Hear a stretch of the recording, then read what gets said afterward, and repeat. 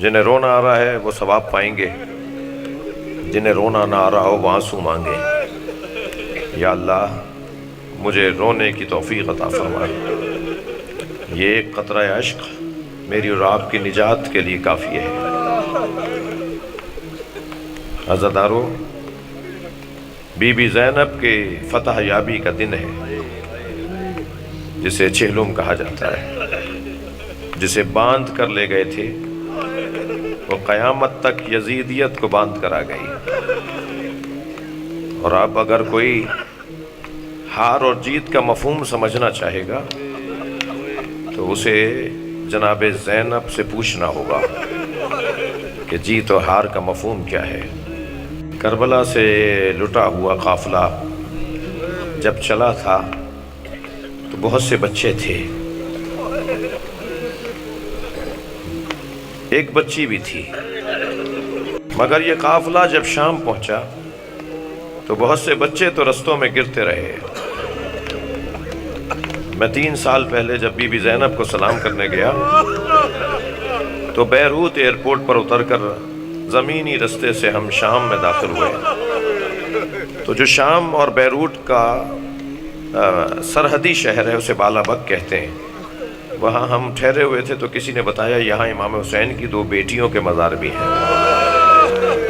ہم زیارت کے لیے گئے تو دونوں دختران امام حسین کو سلام کیا تو وہاں جا کے اور گریہ بڑھا کہ جب متولی نے یہ بتایا کہ ان میں سے ایک بیٹی کی عمر 9 سال تھی اور ایک بچی کی عمر 14 سال تھی۔ وہ جو 9 سال والی بچی تھی وہ اونٹ سے گری، پیچھے آنے والے اونٹ نے پیر رکھ دیا، اور وہ جو 14 سال والی بچی تھی جب یہاں سے گزر رہے تھے تو لوگ پتھر مار رہے تھے۔ ایک پتھر اس بی بی کے سر پہ لگا اور چوٹ اور زخم اتنا شدید تھا کہ بالآخر یہ شہید ہو گئی۔ اب یہ بی بی ام لیلہ کی بیٹیاں تھیں یا بی بی رباب کی بیٹیاں تھیں؟ رونا اور عزا اس بات پر ہے کہ یہ مائیں بچیوں کو چھوڑ گئیں۔ عزاداروں، مجلس میں خواتین بھی بیٹھی ہیں اور دودھ پلانے والے بچوں کی، پینے والے بچوں کی مائیں بھی بیٹھی ہیں۔ جب بچے گرتے تھے نا اونٹوں سے تو بندھے ہوئے ہاتھوں میں مائیں بس حسرت بڑی نگاہوں سے دیکھ کر کہتی تھی تمہیں ہم نے اللہ کے حوالے کیا۔ کیا کرتی یہ قافلہ شام پہنچا اور شام میں بازار شام، دربار شام اور زندان شام، یہ تینوں سخت امتحان تھے جناب زینب کے لیے، سخت ترین امتحان تھے۔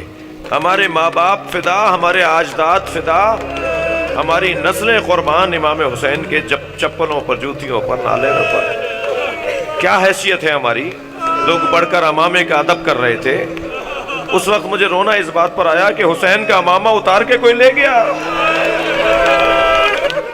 ایک جج بیٹھا سن رہا تھا اور قاصد بلا کر گواہوں کو سنوا رہا تھا۔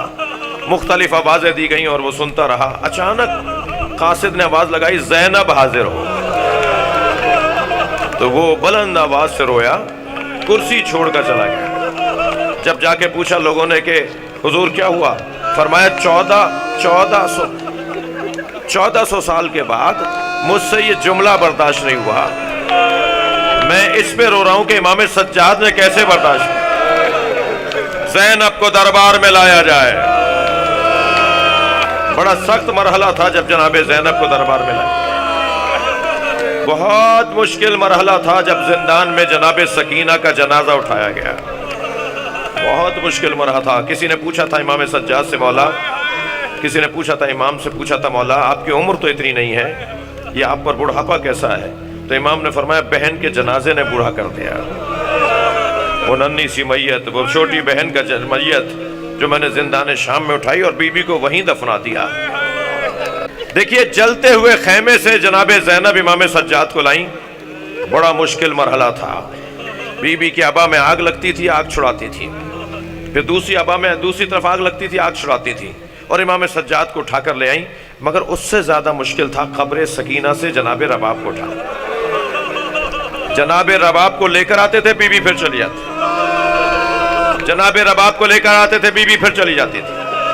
जनाब ज़ैनब ने फरमाया भाभी काफिला तैयार है चलिए।